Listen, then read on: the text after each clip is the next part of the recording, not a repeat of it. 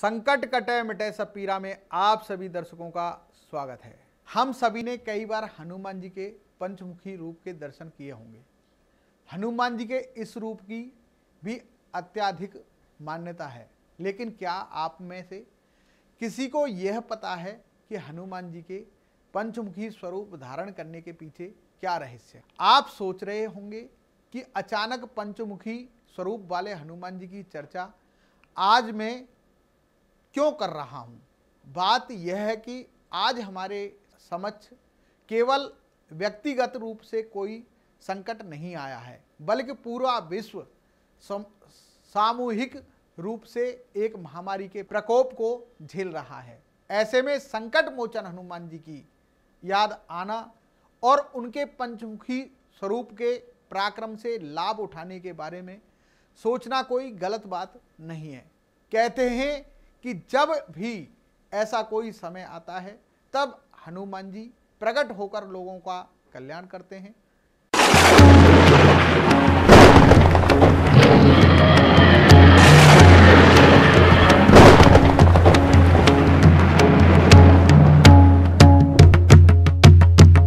भूत पिशाच निकट नहीं आवे, महावीर जब नाम सुनावे। दुनिया में तरह तरह की हारी बीमारी आती रहती है, किंतु इस समय में जो संकट आया है उसके निवारण के लिए सभी लोग अपने अपने स्तर से लगे हुए हैं। इसलिए मैं सोचता हूं कि वह समय आ गया है कि जब हम हनुमान जी की प्रार्थना कर उनके पंचमुखी स्वरूप में एक किए गए उस महापराक्रम की छत्र छाया में अपनी रक्षा के लिए अनुनय विनय करें, क्योंकि इस संकट में वही छुटकारा दिला सकते हैं। इसलिए आज मैं हनुमान जी के पंचमुखी स्वरूप धारण करने की कथा सुनाने के साथ ही उनके इस स्वरूप के दर्शन और पूजन करने से होने वाले लाभों को आपके सामने प्रस्तुत कर रहा हूँ। हनुमान जी की स्तुति में प्राय गाई जाने वाली यह पंक्तियाँ तो आपको याद ही होंगी। बंधु समेत जब अहि रावण, ले रघुनाथ पाताल सिधारो। देव हे पूजी भली विधि सो बलि, देव सबे मित मंत्र विचारो। जाई सहाय भयो तब ही, अहि रावण सैन्य समेत सहारो। को नहीं जानत है जग में कपि, संकट मोचन नाम तिहारो। जय बजरंगी जय हनुमान, संकट मोचन वीर महान। जय बजरंगी जय हनुमान, संकट मोचन वीर महान। जय बजरंगी जय हनुमान, संकट मोचन वीर महान। जय बजरंगी जय हनुमान, संकट मोचन वीर महान।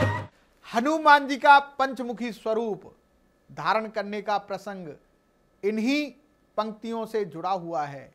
जब रावण को अपनी पराजय दिखाई देने लगी तो रावण के मायावी भाई अहिरावण ने अपने तंत्र मंत्र से भगवान राम की सेना को गहरी नींद में सुला दिया और प्रभु राम और लक्ष्मण का अपहरण कर उन्हें पाताल लोक ले गया।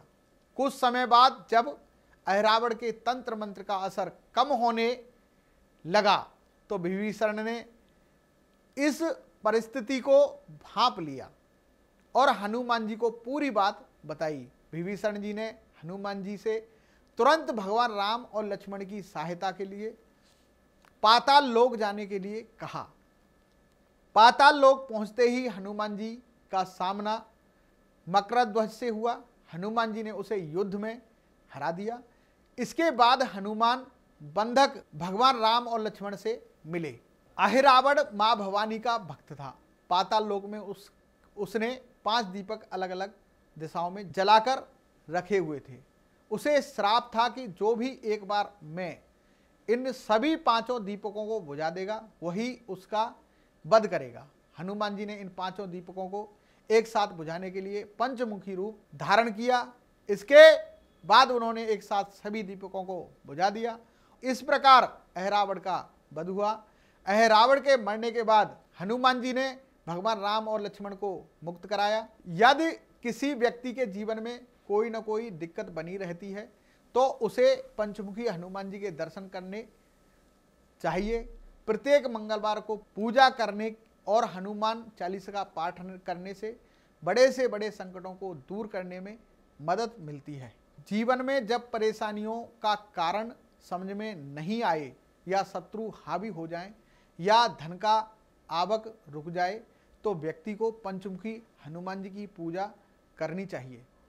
अगर लगातार समस्याएं, संकट व्यक्ति को परेशान करने लगे या हारी बीमारी कभी पीछा ना छोड़े तो घर में हनुमान जी का पंचमुखी मुद्रा वाला चित्र जरूर लगाना चाहिए और नियमित इसके दर्शन करने चाहिए। ऐसा करने से व्यक्ति को जीवन में आने वाले रोग व संकटों से छुटकारा मिल जाता है। दर्शकों, पंचमुखी हनुमान जी की पूजा, जैसे कि हम कई बार इस पंचमुखी हनुमान जी की पूजा के बारे में वर्णन कर चुके हैं। अगर आप इस रूप की पूजा करते हैं तो आप भूत प्रेत किए कराए या बहुत सी ऐसी बाधाएं होती हैं जो आपको दिखाई नहीं दे पाती। जहां तक मैं कहना चाहूँगा कि तंत्र मंत्र करने वाला व्यक्ति भी आपके सामने पराजय हो जाएगा। आप इस पंचमुखी हनुमान जी की पूजा करने के बाद अपने आप को सुरक्षित महसूस करेंगे। यही हमारी बालाजी महाराज से, पंचमुखी हनुमान जी से कामना है। बालाजी महाराज आप सबका भला करें, कल्याण करें, आपके जीवन में आनंद हो। जय श्री बालाजी। मेहंदीपुर बालाजी, जहां लोगों के उन रोगों का इलाज होता है जो विज्ञान की समझ में नहीं आते।